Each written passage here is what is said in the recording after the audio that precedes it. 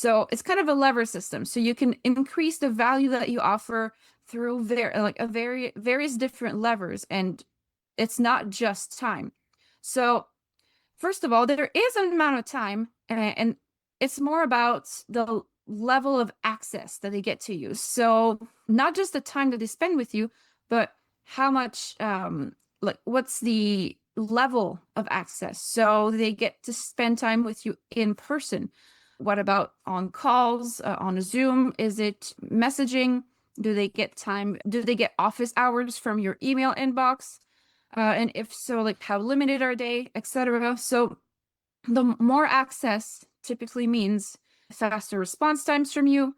It also means more energy taken from you, but it does increase the value in the coaching if you are in a niche where people typically need a lot of accountability and a lot of hand-holding.